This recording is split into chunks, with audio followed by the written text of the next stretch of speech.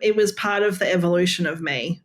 And, maybe I would have kept on trying to swim with an injured shoulder, but I knew that there was other possibilities in my life. And, the beautiful thing is that, like, after missing out on that team, I came back and continued to swim with Melbourne Vic Centre, which is no longer a club in Melbourne. And the Australian Paralympic team came to train at MSAC, and I was in a lane training next to them. And my first ever speaking engagement was to that team, telling them that, there are moments where you will have the rug pulled out from underneath you. So be grateful for what you are about to go and do, because I would give anything for it. And, that changed my whole career.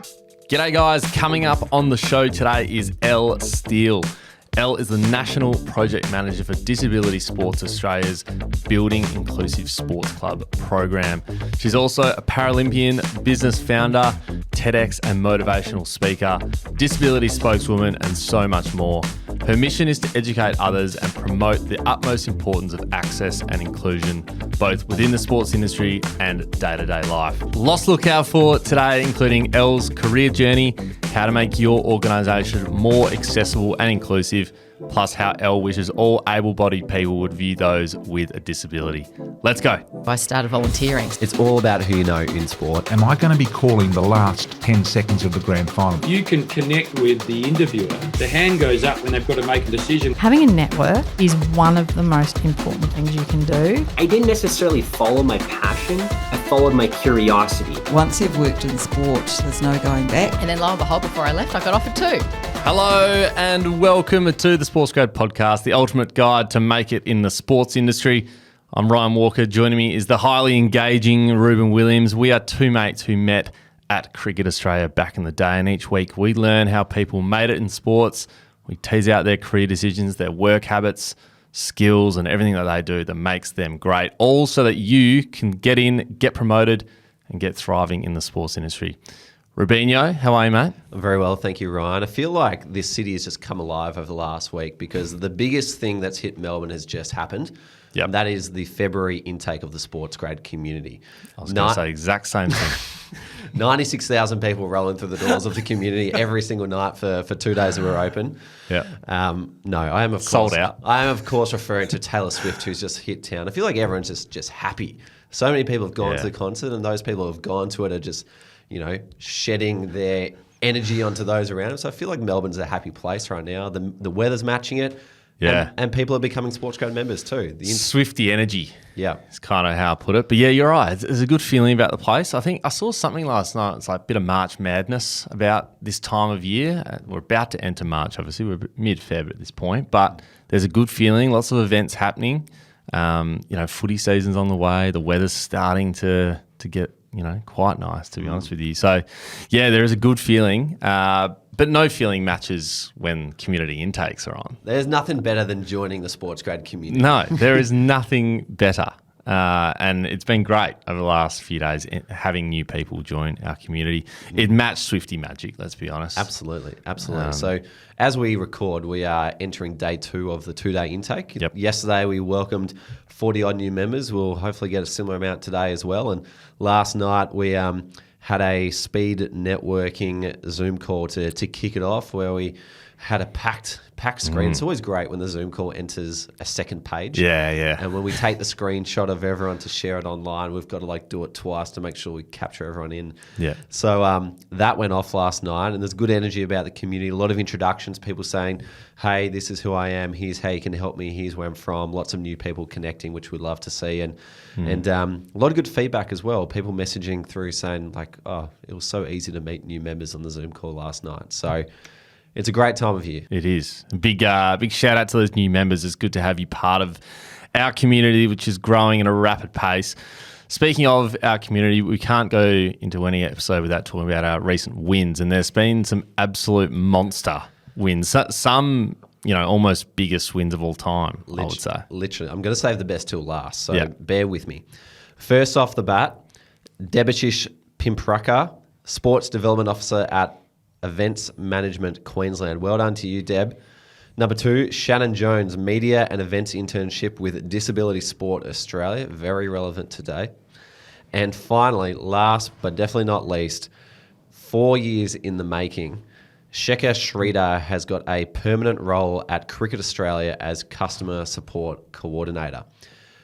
Shekhar moved to Australia in 2020, the start of that year. He arrived and then COVID hit, and he started a Masters of Sport Management at Deakin University to try and get a job in cricket in Australia's favourite sport.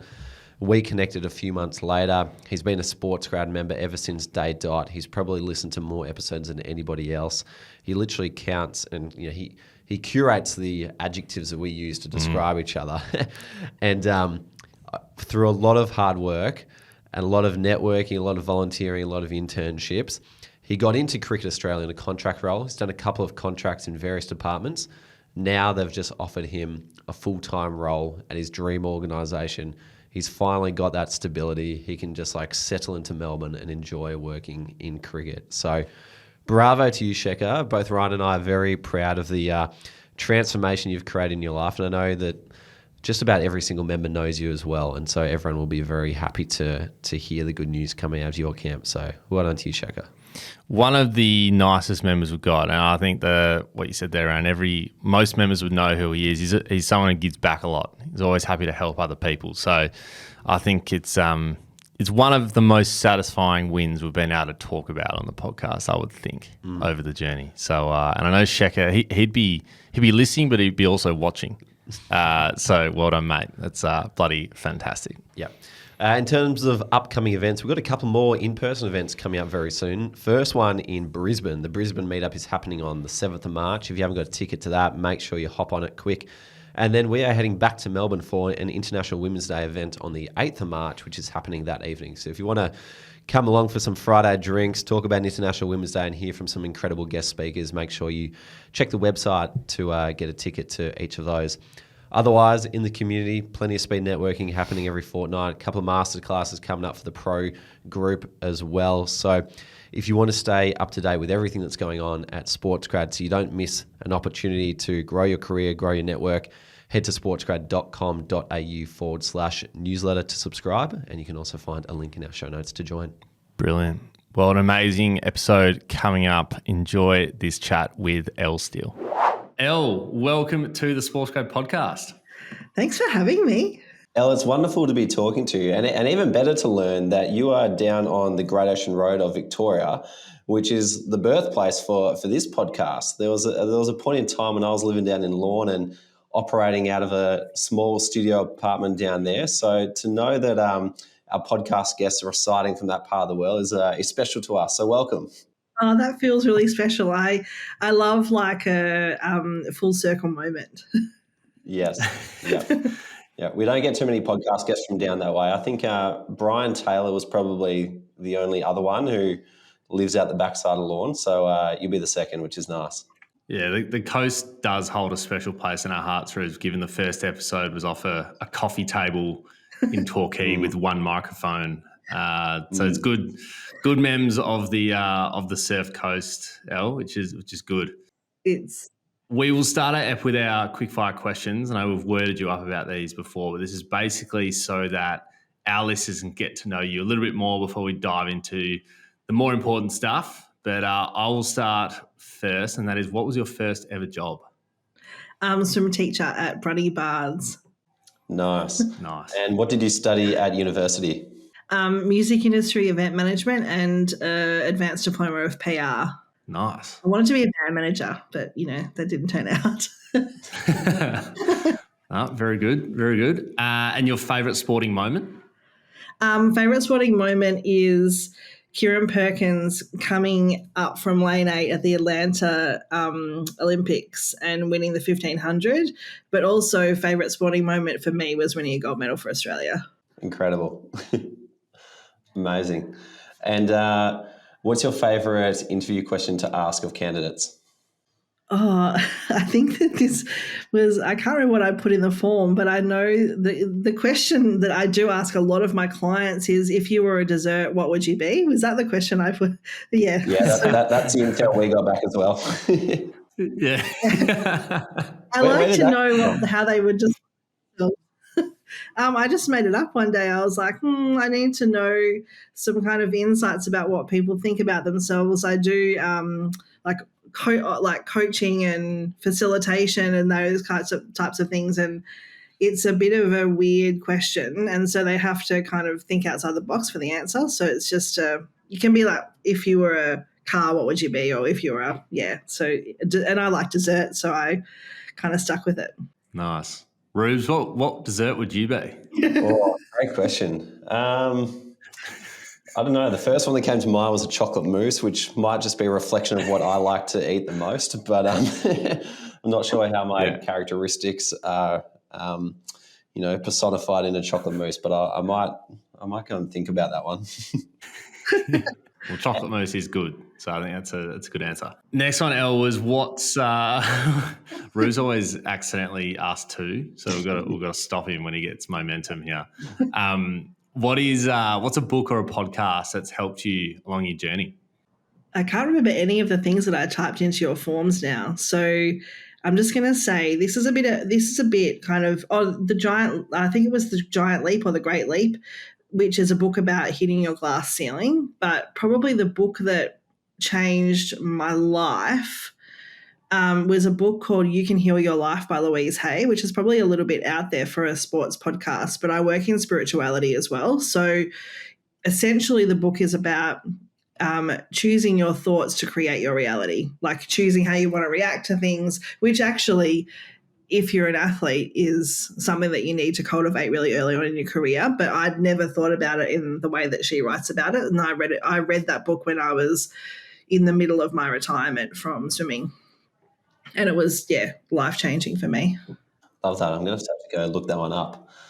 And what is one platform you use at work that you couldn't live without? I'm a sexy Excel babe. I try and use other platforms, but I just always come back to me and my friends call it Sexcel because it works, and it's it has lots of different features. You can do formulas, and you can write lots of text in it and all that kind of stuff. And also Google Sheets is nearly the same. So for a project manager, you need to have something that you can hold every piece of information in it, and Excel's always been my bestie. Trusty Excel will never be defeated. Will be the number one platform for life, I think. I'm going to be a grandma using Excel, forever. Yeah, very good. Good old Sexcel. Last one, Elle. If you had 30 minutes to pick anyone's brain, who would it be? I'd love to chat to Oprah. And I know that's like super cliche, but I just think she's a really interesting person. I would love to talk to her about things that she doesn't divulge to the public, and see if there's kind of shadow parts to her, or she seems like this really held together, wonderful, amazing, person that kind of has achieved all these wonderful dreams. But I wonder if there's still things that she feels like she hasn't had in her life. And I would love to talk to her about that. It's not cliche for this podcast. We get a lot of people who want to talk to sporting heroes and whatnot, but Oprah is probably a first for us. So we'd love to hear that. I don't think we've had Oprah. No. Awesome. Well, let's dive into it because before we get into your journey and everything you're doing, can you explain to us what you're up to right this second? Because you're a very multifaceted person. So what does your world look like at the moment? My world looks like lots of Excel at the moment, but for a reason. So I'm the national project manager of a program called Building Inclusive Sporting Clubs, which is funded by the federal government but run by Victoria University and partnered with Disability Sport Australia. So I work as part of the Victoria University team. I'm an alumni from Vic Uni, and essentially my role is to make sure it happens. If I watch too much Grey's Anatomy, it won't happen. So it's getting all the beautiful 9 facilitators from all over Australia that are women with disabilities organised in workshops and peer visits, and making sure they're feeling like they're contributing to the project and a lot of that kind of stuff, and working with VU and DSA to make sure that we're running and working with these clubs that are part of the project. So the whole kind of premise behind it is creating inclusive sporting clubs, but not from a compliance point of view. So a lot of the time people get stuck on that kind of DDA or Disabilities Discrimination Act idea of how things have to be, but we're actually coming from the angle of we have lived experience, and we can, if you talk to us, we can educate you on how to communicate better to us or how to build a community that is inclusive to people with disabilities, not from a compliance and kind of like tick the box point of view. So yeah, this is the second project I've run with Victoria University. We had a state project and then a national one. And the facilitators, I've got to say, the facilitators that we have had in both projects, like there's not really a lot of work out there for women with disabilities in this space. But these women are like, they're so incredible. A lot of them are Paralympians. A lot of them are training to be Paralympians or like really high-level sporting women. And they're giving of their time and their expertise in a space that can, as a person with a disability, can sometimes feel repetitive and trauma-inducing. Like I talk a lot about that in my TED Talk about continually having to educate in a space can sometimes feel like you're hitting your head against a brick wall. But this project is, because we've got this beautiful group of, besties that are behind the scenes all helping each other. It's been such a wonderful adventure to go on for the last, I think it's been maybe 9 months now. So yeah, that's what I do. I make sure that it happens every day. You mentioned one thing that not everyone would be aware of, and that was the DDA. What's like, is that like a set of rules or guidelines that are in place that sounds like it's a bit rigid compared to what you guys are coming up with? Yeah, absolutely. So it's the Disability Discrimination Act, and it was created in 1996. And essentially it means that it's like you can't deny access to a person with a disability into your building, those types of rules. Or if you want to build a ramp, it needs to be a particular gradient so that the person with the wheelchair can push up easily. Funnily enough, it's not actually... it's kind of compliant, but it's kind of not in Australia. So a lot of businesses or organisations can actually get away with not having to worry about DDA compliance and not getting in trouble with it. But it's something that people with disabilities can lean on in terms of like Fair Work Australia, or if there's disability discrimination in their workplace and that kind of stuff, they would go through the Disability Discrimination Act to help them. Whereas our project is a lot like, hi, we're humans, but we have disabilities. All you need to really do is talk to us and we can create beautiful relationships with you, and you can learn from our lived experiences, which I feel is a more positive and a bit like the modern way to go in terms of bringing disability awareness to able-bods. The old way of kind of being angry about it kind of doesn't fly with me. So we don't really kind of go down that track in this project. We go coming from a positive educational point of view. Sounds like a lot more empathetic way to go about it as well, if you're actually talking to the people who it's going to impact. Yeah, absolutely. And, I'm not going to blame, like, for example, if you don't know what it's like to have a disability because you have never experienced it in your life or have anyone that you know who has a disability, well, that's not your fault. So it's not my job to berate you about it. It's my job to, in some ways, my job to help you and educate you, but it's also in some ways your job to go away and educate yourself on it as well. So it is that fine line between relying on the person with the disability to come up with all of the answers.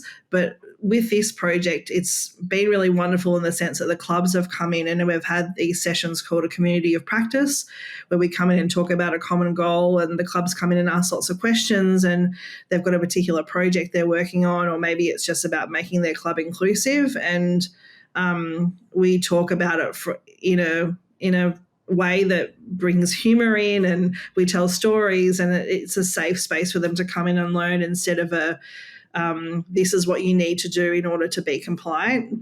I think that way is the old way of doing things. Nice. And how have the results been so far? Has it been a real success since it came in, or like has it been a challenge, or what's that been like? No, it's been incredible. We've got, I think the last piece of data I got was something like 87% of the clubs now feel like they could go away and feel like they could create an inclusive project or practice. We call it a good practice within their club, which is amazing. The main kind of feedback that we generally get is we don't have enough funding, and I mean, that's just a kind of a story for a lot of sporting clubs. But there is ways that you can get around accessibility and inclusivity without needing money. And so much of that is just about creating a warming and inviting community for people with disabilities, and doing things like small things like we've talked about websites. If you don't have a picture with a person with a disability on it, or even worse, if you've got a stock image of a person that looks like they're in a wheelchair, but the person with a disability looking at your website can tell it's just a model in the wheelchair, that kind of turns us off.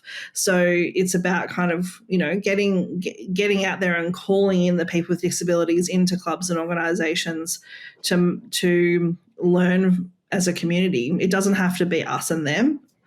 Yeah, I can see how that would be a massive ick to anybody looking at a website. It's like, you don't need to be in that chair. I'm like, your legs look really normal.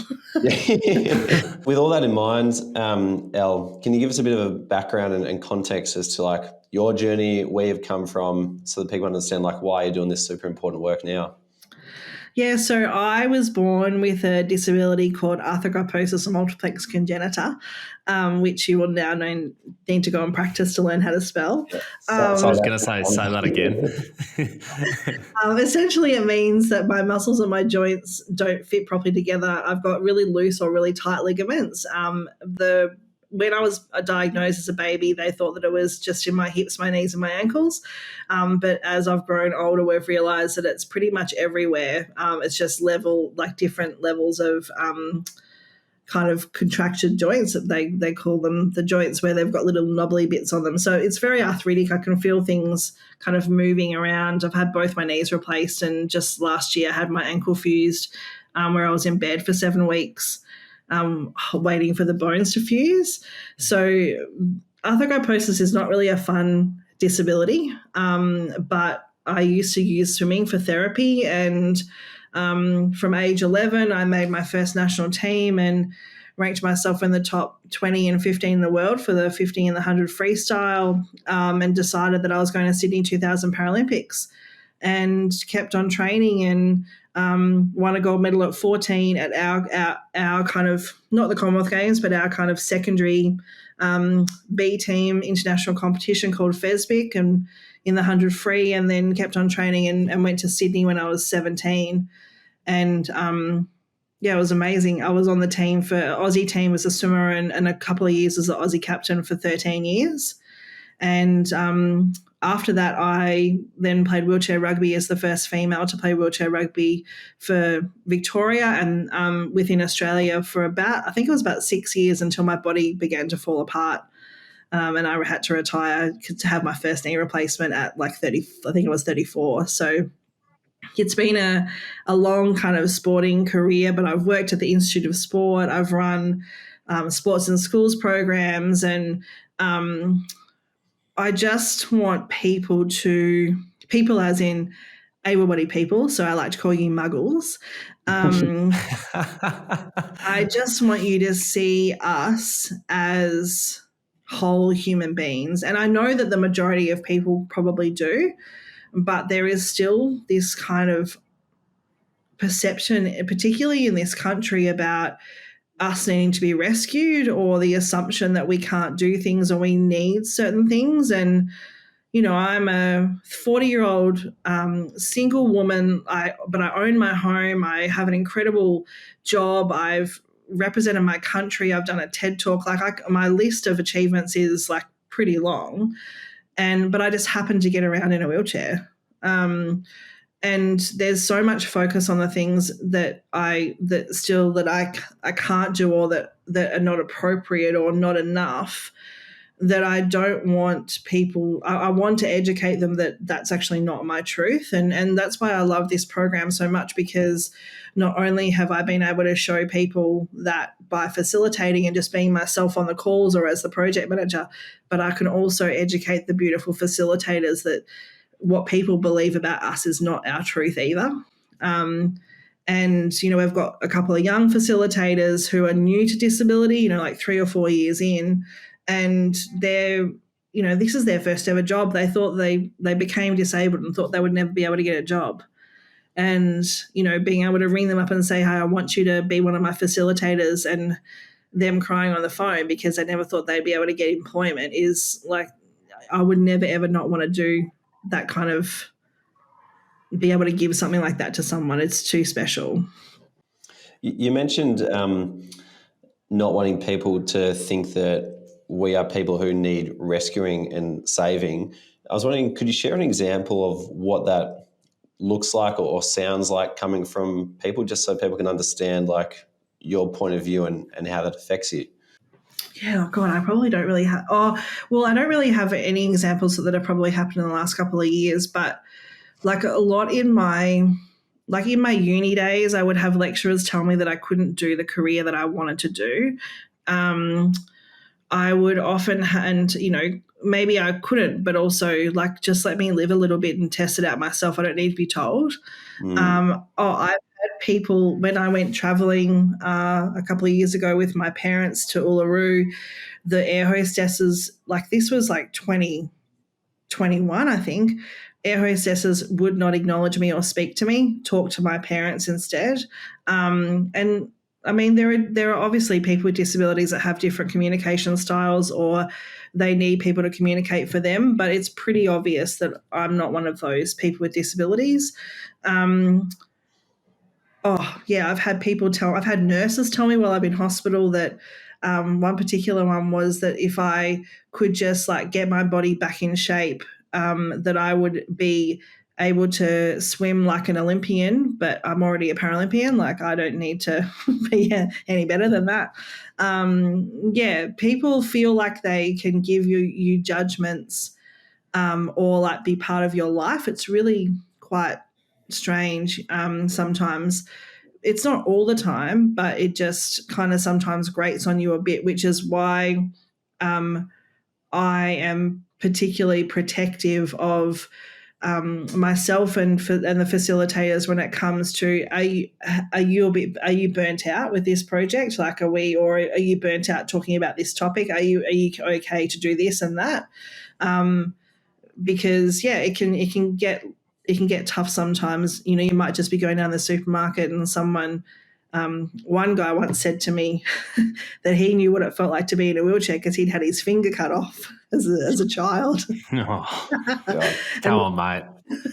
And I'm missing some of my fingers too because I've got another disability called amniotic band syndrome, which is a different one. And so I was like, well, I know how you feel too because I've got missing fingers as well as I'm in a wheelchair. So I still one-upped him. I think that's fair. Didn't quite read the room, that bloke. No, but that's so many people don't. But so you got to have a sense of humour. Otherwise, you'd just be rolled up in a ball watching Game of Thrones. Yeah, I'm actually yet to watch that. I need to get onto Game of Thrones eventually in my life, I think. Yes. Elle, like you've talked about a couple of challenges there, but in terms of your career, you've had a really long career. You've got some fantastic achievements along the way, but are there any particular challenges along the way that I guess you've worked through and you've got through to get to where you are now? There was one particular challenge that I had to overcome, but I'm very grateful for it now. At the Athens 2004 trials, I missed out on the team by 0.03 of a second in the 400 freestyle, but the reason being was that my bathers split. So I pushed the wall and swam like a personal best 50 free and then did a tumble and my togs split on the tumble. And I had to decide in that moment whether I was going to keep on swimming or not, and I decided to keep on swimming, but I wasn't able to do tumbles anymore, so it kind of slowed my time down considerably. But I made it under the 6 minutes for the first time ever in my career, But yeah, it was pretty tough because I was no longer in place for captaincy or anything like that. And it was essentially the beginning of the end of my swimming career. After that, my shoulder started to kind of play up, and I later realized that most of my bicep was no longer attached. So I basically just had to retire due to injury, and I've had to retire due to injury in rugby too. And I think when the decision is made for you, it's much harder than when you get to make it yourself. So yeah, it's been pretty tough to kind of go through those moments. And with my particular disability, I've had 37 surgeries. So the life that I've had, has been, I've had a wonderful life. I'm having a wonderful life. I'm so happy and living my best life. But yeah, it can be hard to kind of continually get to a point in your career, or whether it be sporting or even, my career now, and then have to stop for surgery and then go through the recovery process, and then kind of, it's like winding yourself up again like a top hat, and then you're like, oh, I feel like I'm flourishing, and then something might happen, and you then have to think about pain relief or going back into an area of surgery or rehab or something like that. So yeah, but I'm now back in the gym for the first time in 8 years, and I've been training since November last year, and it feels like so incredible to be back doing exercise, because I really felt trapped in my body for the last 8 years. So yeah, I've made some jokes about powerlifting in 2032, but I don't think that I'm going to do that. That's amazing. I was going to say, come back on the cards, or what's going on here? Nah, I think that my body would I'll become like the witch of the one that melts at the end of the Wizard of Oz. I can't handle it. I'm being held together by titanium and screws. It's not a good idea. How did you make that transition into wheelchair rugby? Was it something that you had in mind before finishing swimming, or did you get to the end of swimming and thought, what next, and someone put this in front of you? What did that change look like? Yeah, so I retired from swimming and had a couple of years of just working at the pool, and I was head of aquatics there and swim teaching, but I felt pretty lost. I had a lot of depressive feelings and loneliness, because I'd come from this life, and back then there was no supports for Paralympians. So I'm really from back in the day. I didn't get my dolphin pin until I had to wait 22 years for it. So we weren't really considered Australian dolphins when I was a swimmer. There was no funding or anything like that. My mum and dad used to hold dinner parties at home and charge people $25 a head to raise money for me to go and travel. But my friend Bryce Allman, who I'll give him a plug, he's got Rove wheelchairs, and they're made out. They print them they're the most beautiful new wheelchairs out kind of in the market. So go and have a look at them. But Bryce, I'd known him since Sydney. He went to Sydney as a rugby player, and we were both Victorian Institute of Sport athletes together. And he said, come and play. And so I was like, all right, he's like my big brother, I'll come and play. And the first time I saw a game, one of the guys tipped forward in his chair and hit his nose on the court, and 2 pieces of bone kind of poked out from his nose. And I thought, this is sick. I'm going to play this. So, got classified. Luckily, I could be classified because even though I don't have a spinal cord injury, I'm classified as a quadriplegic because all 4 limbs are impaired, and because it's quad rugby. Yeah, and then I got to go around Australia and play with all the boys, and it was so amazing. When I first started, I used to pretend that I couldn't do certain things on the court, so they give me the ball, but then I would just steal it and kind of use them wanting to make me feel kind of included in the whole system. But afterwards I wasn't really allowed to do that because I made the state team, so they knew I could play. But it was amazing. Wow. It was so great to be able to. I don't have brothers, so it was good to be able to travel with the boys too and experience that. That would have been a lot of fun. Yeah. Now the cool thing is they've got 3 women on the Australian team and 1 non-binary person, which is so amazing, after it just being it was meant to be a mixed sport all along, but it was only ever just the guys and then me. And then now they've got these 3 women and non-binary person just like smashing the team. So yeah. Oh, that's great. Can you talk a little bit about your experience as a Paralympian and then sort of post Paralympics? Like, what were the main learnings and takeaways that you took away? Oh God, I think probably the biggest thing I learned was that when you're 17, you're not a grown up and you can't really conceptualize how big like going to the Paralympics is. It was so amazing, but it was also probably one of the hardest things I've ever done in my life in terms of the pressure that you are put under. And you know, I was lucky. I had the team coach that, in all honesty, I didn't rate at all. But I had my own individual coach who I loved, and we'd been together for 10 years, and she was a beautiful, supportive person to me in those days. And I'm really lucky that I had her in my back pocket. And on the day of I raced on the second day of swimming. So, and then I had the rest of the nearly 10 days in the village just to kind of experience and be a cheerleader and all that kind of stuff. So it was pretty amazing. But she basically just said, you're at the Paralympics. All you have to do is just try and do a PB. So I was trying to get under 6 minutes for the 400 at that stage, but I did a time of 6:02. 6 minutes and 6.66. That's right. I ranked in at 6:02 and then did a 2-second PB. But it was really interesting coming home because for probably 20 years, it took me that long to realize that what I had done was incredible. Because when you're in it, the coaches are like, it's just another competition. It's just don't think that you're at the Paralympics. You just imagine that it's states or like there's a competition called Decembers at MSAC, just a little competition to like get a PB. And that had been drilled so deeply into my neural pathways that I used to just tell people that, the reason I went to the Paralympics is because I liked swimming. But it's not because I liked swimming, it's because I was one of the fastest swimmers in the world. I was ranked in the top 5 in the world for my classification for the 400 freestyle. I was ranked top 3 in the world for the 800 freestyle.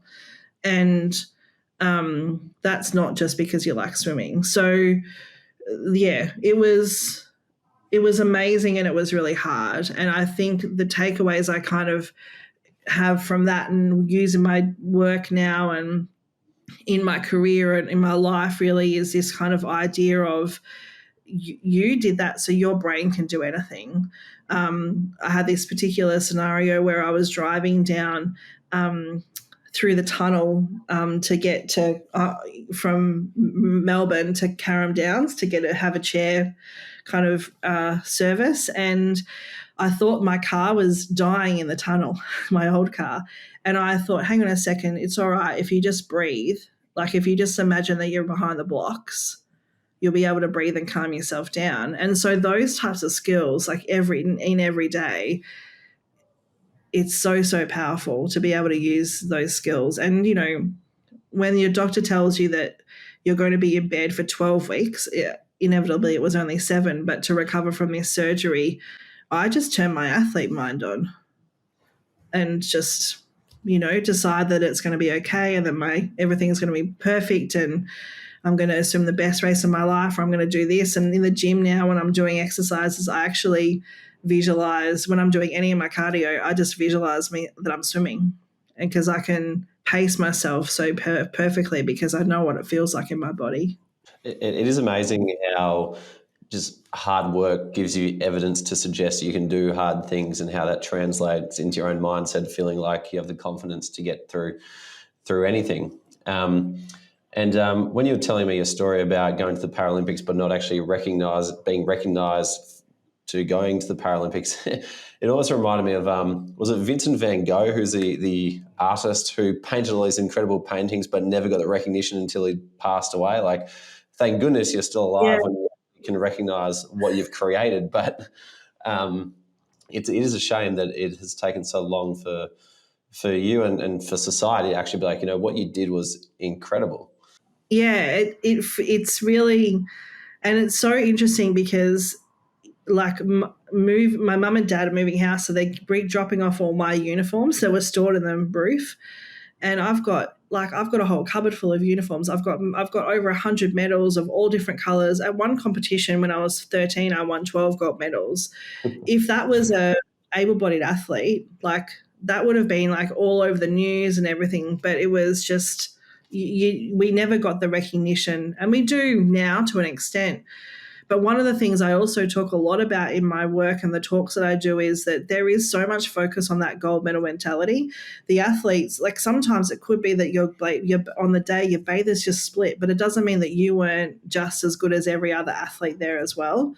And I would love it if Australia could see that the athletes that maybe don't win on the day, like their backstory could have been that they've won all these gold medals for Australia, but they just didn't at the Olympics or the Paralympics. But, to be able to get to that point, there were it was Sydney, so they took more athletes. They took 53 athletes. Usually it's only around 27 athletes that they'll take away like for an overseas trip. So even those types of numbers make you start to go, oh, well, there was 53 athletes. So, I mustn't have been that good because there were but literally there's like 1 billion people in this country. There were 53 people and you went.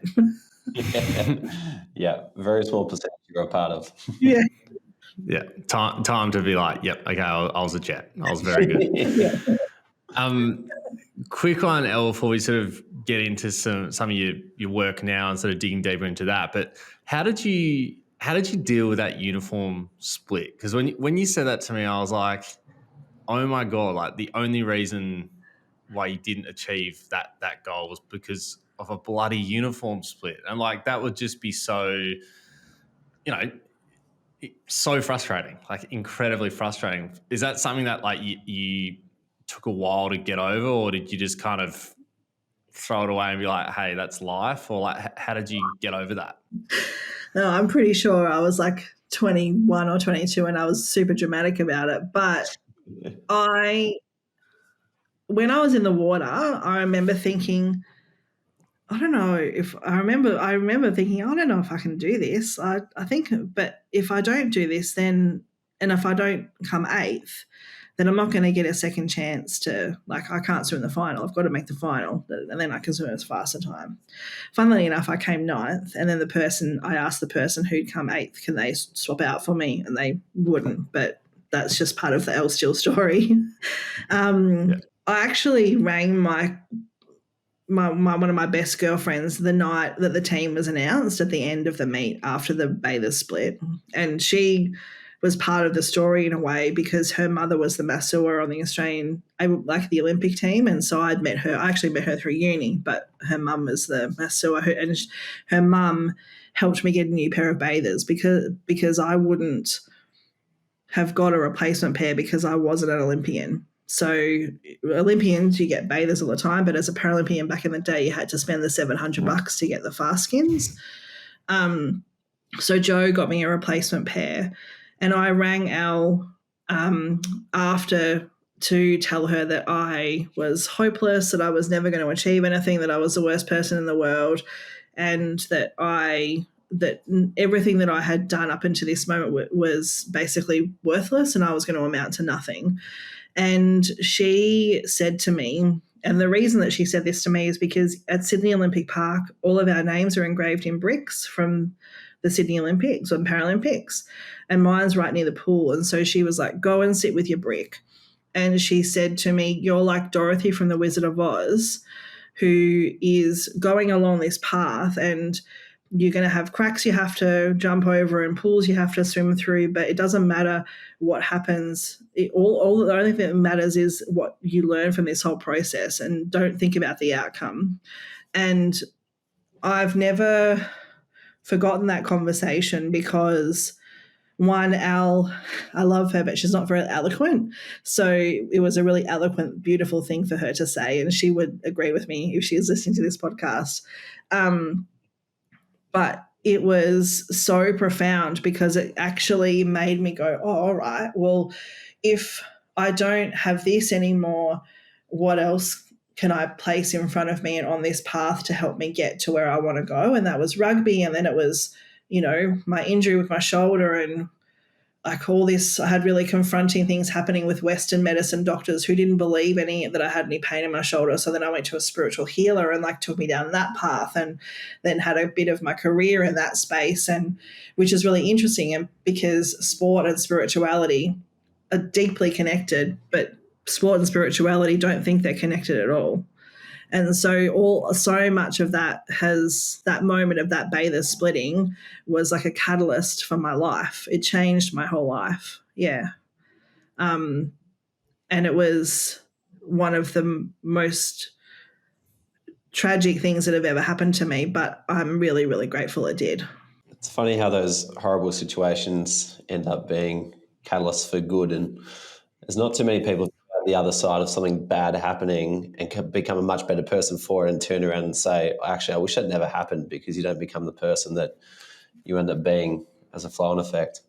Yeah, it was part of the evolution of me.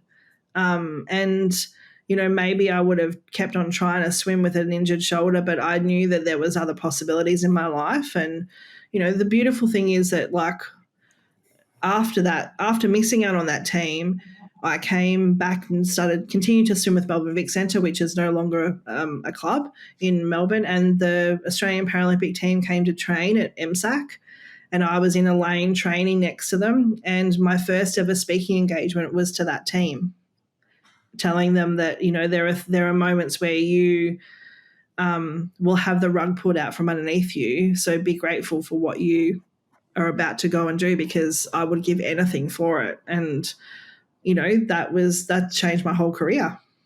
So yeah, I'm really, really grateful for that moment. I've still got I don't have the bathers that split, but I've got the bathers that the replacement togs. I've still got them. Nice. Well, thanks so much for sharing everything about your athletic career. I think that's incredible context for people listening in to be like, all right, why is Elle so passionate about this space?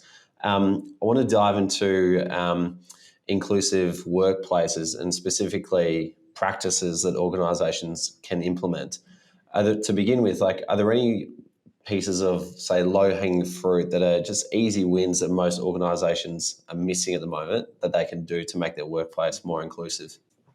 Yeah, one of the really, really easy things that you can do is in your recruitment process, get a tick box that says, do you have any access needs or additional needs?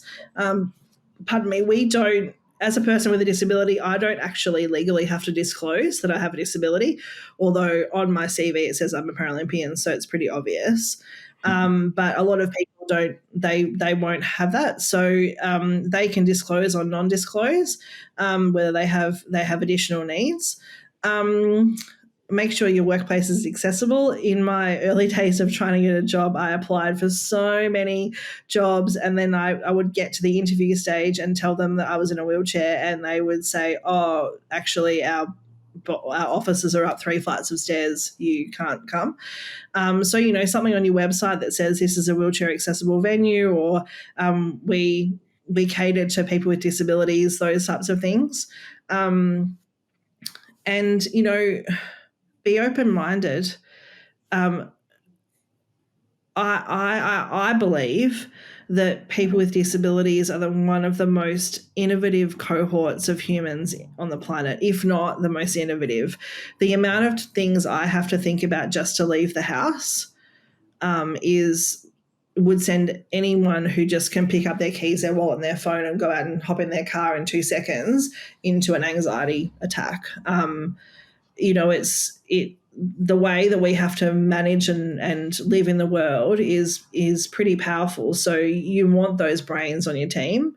Being open-minded and being brave to just employ a person with a disability is, it's really good for people to be, in close proximity to us. And that's a pretty easy thing to do. It's just people get scared.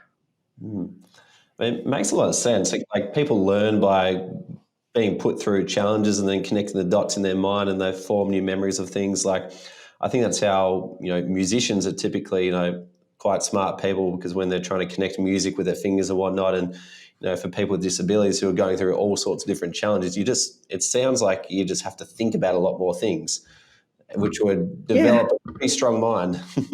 Yeah. And I mean, things like, all right, well, will I get a car park? Okay, it's raining. I can't push and hold an umbrella, so I need to make sure that I get a car park that's under cover. Or actually, I don't need to just ring them up and say that I can't make it today. Or I've had a really bad sleep because I ate some eggplant and that makes my joints get inflamed. And so do I take the drugs now? If I take the drugs now, well, I won't be able to drive later. Like it's all and things. I mean, that's just from my point of view. Like I don't even know what it feels like to have like ASD or to have a different way of communicating or to be blind or having a hearing impairment, like I'm coming at it from my perspective and my point of view. I have an idea what it's like to have a vision impairment or hearing impairment because my friends have told me, but I can never know what it feels like for them unless I am put in their shoes. So, it's really, really, it's so much bigger than what people think it is living with a disability. It's not just getting your wheelchair out in and out of the car and getting to where you need to go. And that's why we talk a lot about in terms of access that it's so funny that people think that particular car parks are accessible, but like if it's an accessible car park on a hill, then my wheelchair is going to roll away, which actually has happened. And it rolled all the way down the car park and I'm just lucky someone saved it for me. Or like if you place an accessible car park on a bunch of cobblestones, well then that's not accessible either. So it's so intricate. And it's also so different for everyone because every disability is different. Wow. Yeah, there's a lot to think about. I think, as someone without a disability, we just take it for granted, just being able to leave the house and grab your phone and bang, you're gone. So it's really good insight. We know the Building Inclusive Sports Club Forum is coming up. Can you tell us a little bit about that event and also how people can get involved?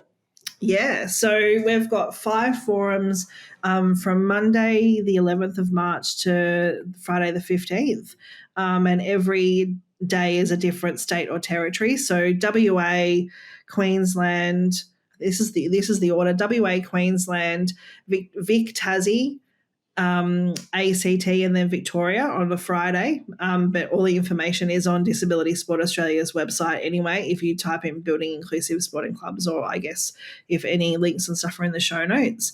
But we're having our facilitators come in and facilitate the sessions, and we're actually showcasing clubs that have been part of the project and the incredible things that they've done throughout their time with us. So we're looking at things like, it's so cool. One of our clubs already had an all abilities basketball program, but then introduced a vision impaired basketball program during it. We've got boccia, we've got cycling for people like vision impaired cycling. Like, can you imagine riding a bike and you can't see? Wow. Yeah, it's really, really the programs that the people are running are so amazing. We've got an amazing person in Queensland who's been running a project or a program for 10 years, and it's BMX, like accessible BMX. And it just is like, there is so many cool things out there. So we've got our facilitators that are coming in and telling the stories, and the club's telling the stories. And then we have our peak sporting bodies that are coming in and other government departments that are coming in from each state and territory to talk on what they've been doing and what they're wanting to do in terms of access and inclusion in the sporting space.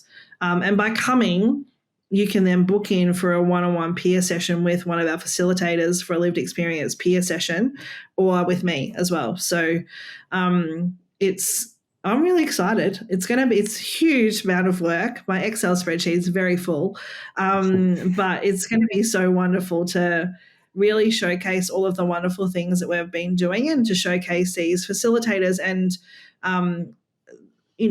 it sometimes can feel like you're preaching to the choir with this type of stuff, especially if you're in your little access and disability bubble. But to be able to share these stories out to, more people, I feel really chuffed that we've done such an incredible job with this project. So, you can register, through the Disability Sport Australia website, or you can email me at VU, which is L like McPherson, ELLE.steele, STEELE1 at vu.edu.au. But it's going to be wonderful. Amazing. We'll put a link to that website and your email address in the show notes for anyone who wants to reach out and find out more about that. We've got one final question for you, which is usually around like advice to younger self, but I think this is perhaps a better tie into what you're just talking about there. But I was wondering if you could somehow hack the internet and send a text message out to everyone on the entire planet, and you only had 100 characters to use, what short sentence or message would you want to send to the world? I really want to say, if you were a dessert, what type of dessert would you be? But I would not. I would send something like, I feel like it's like if you would only chat to your local person with a disability, you would realize that we were just like you. One of the big things that I really talk a lot about, and I sometimes feel like I'm repeating myself a lot, is, I'm just like you. I have hopes and dreams, and that are, just like Hollywood movies. I go to gigs, and I, am lactose intolerant, and I have a cat, and I love, different types of going to the beach with my family or reading books. I just happen to use a wheelchair to get around. And the more that people can see us, like, for our humanness, I feel like that will really change the perception of disability in the country and the world. In this country and the world, which is way more than 100 characters, but I would try and do some symbols for ends and stuff like that. a few smart emojis. Yeah. Yeah. Can you use ChatGPT just to reduce it down a little bit? I'm sure we'll get it out. We could, yeah. Elle, before we wrap up, Rubes, any other episodes that we've done in this space that you can recommend for those listening in? Yeah, for anyone else who wants to hear from another gold medalist and Paralympian, we interviewed Matt Levy a couple of years back. I think he was around episode 110-ish. And then for anyone else who wants to dive into more of the diversity and inclusion space, we spoke with Anna Livingston from Tennis Australia around episode 146 or so. So a couple more in that space that people might enjoy. Amazing. Well, Elle, thank you so much for joining us and sharing your story and being vulnerable and just letting the world know your message. I think just looking at your career, it's just incredible what you've been able to do, both as a Paralympian and also outside of your Paralympian career. And it's just been great to hear about the work you're doing in this space and what's happening. And it's just a pleasure to have you on tonight. So thanks a lot. Thanks so much for having me. Guys, it is time now for the People's segment of the podcast, Ask Sportsgrad, where every week we answer a question directly from our community. If you'd like to ask a question, well, you must be a Sportsgrad member. Our next intake is in May, so head to our website at sportsgrad.com.au/community to join the waitlist and keep up to date with our next intake. Rubes, this one comes from Sam, and he says, any advice on how to best get involved in volunteering? I naively thought there would be more information on team websites, but I can't seem to find anything. Great question. And I had exactly the same problem when I was going through university. I assumed everyone had an internship. Not many people do. And to be honest with you, that's usually because a lot of organisations, they've got a lot of different things to do. Thinking about an internship or a grad program, pathway program, usually falls to the bottom of the pile. Sports are under-resourced and lack money, and so it's just one of those things that kind of gets dropped off. So not your fault, Sam. That's just kind of the state of the industry. Unfortunately, it's not as streamlined as, say, banking or accounting or consulting, like a lot of those big firms have opportunities to go into. Here's how you get around it, though. It's not impossible. So you can do one of two things. If you want to go to a grassroots club, I would go to them and say, firstly, the reason why you want to go to a grassroots club is because they always need help. They always need extra hands. There's no application process. Very rarely will you get turned away. And especially if you go to them and say, hey, this is how I can help you solve a problem. So if you want to get an opportunity to volunteer in grassroots, which there are some incredible networks in, I know a particular football club where Ricky Ponting's kids play, Gil McLaughlin's kids play, and one of our friends of the show, Yash, has... we won't name them. We won't name them. We don't give free advertising here. We also want to protect Ricky Ponting. Oh, that's why I don't want to meet him. I've never met Ricky, but I don't want him to come hunting for me. Well, he's a good friend of the show, so we don't want to, obviously, throw him under the bus. Yeah, but as you would know with Uni Blues, like some football networks are made stronger than others. Yep. Hence how we got Peter Bruckner on the show. Anyway, so you want to go to a grassroots club with a very specific ask and say to them, I can solve a problem for you doing X. For example, if you want to get into event management, go to them and say, hey, example football club, I noticed that you don't have any events coming up this year, and I checked your Facebook page, and last year you didn't have many events as well. Can I help by throwing 3 events this year? My first idea is for a trivia night. My second idea is for a reverse raffle and iPod shuffle night. And within doing so, like my goal would be to help you raise $20,000 across the year, which would be revenue that you didn't have before. Any club president who's volunteering their time would be silly to turn you away. Yeah. So that's how I would do it with grassroots. Go with a specific ask and show them how you can either save them time or make them more money, because grassroots clubs are short of both. And the examples of initiative that you'll get from doing that will probably be stronger than any sort of set internship program that an elite sporting club can give you. And I say that from having used that to get into Cricket Australia. Yep. Here's a second way you can go about it. If you want to go to a professional team, professional organisation, same sort of approach. You want to show them how you can save them time. Less opportunities to help them make money, but you can always help a team save their time. So this was a bit of advice that I got from a guy at Cricket Australia, but he said that you could create your own job description for yourself. And that is essentially what you need to do, because there's no internship program. So you need to create the internship program by coming up with your own job description. And the way you would do that is you would go to the head of a department and ask, what is the bottom 10% of everybody's role that's either getting missed or nobody wants to do? Could be random data entry, could be dropping stuff off at a warehouse, you name it. What's the stuff that's just getting missed or people don't want to do it? And say to them, I'll do that for you. So create your job description out of the bottom 10% of tasks that a current existing department doesn't want to do. And again, similarly, if people value their time and want to get more important things done, they'll probably say, yep, I'll handle this stuff to you. And that's how you create a role for yourself. So Sam, don't worry that there's not internship positions advertised online. Go and create yourself the dream internship you've always wanted. Love it. Love it. That was awesome. Go make that job description. That's it. Simple. Looking back on when I was at cricket, that would have been great, because there's so many little things that people don't want to be doing. 100%. Like in the partnership teams, getting, distribution and sending bat stickers to Kookaburra to go and get them stickered. That's a tiny example, but just one thing that you could easily just ship off. So it's a great example. Yeah.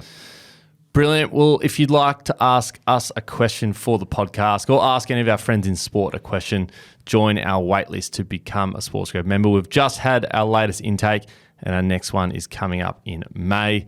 And each week we jump on virtual events like Q&A, speed networking nights, job fairs. It is absolutely all happening. It's a chance for you to meet under industry professionals and grow your network, so get involved. You can find us on LinkedIn. Give us some love with a rating if you enjoy the show. Send it to a mate. I'm sure you've got a mate out there who would enjoy hearing us talk and talking to the best people in sport. I'm sure they'd enjoy it. But subscribe on Apple or follow on Spotify. Thanks for listening. We'll see you next time. Hey friends, one last thing before you go. If you really want to make an impact in sport, then subscribe to the SportsGrad newsletter. Inside, we share all the latest job openings and networking events, so you're always aware of opportunities to land a job and grow your network. Plus, we share a Q&A with a professional on how they grow their career in sport. Here we talk about things like how they moved overseas or negotiated their salary or landed a new job or promotion, made a career change, and so much more. It's kind of like a little boost of inspiration in your inbox before the weekend. So if you're like us, you're career driven and you're keen to progress quickly, you're going to love the SportsGrad newsletter. To get it, head to sportsgrad.com.au/newsletter to subscribe or follow the link in the show notes. See you next time.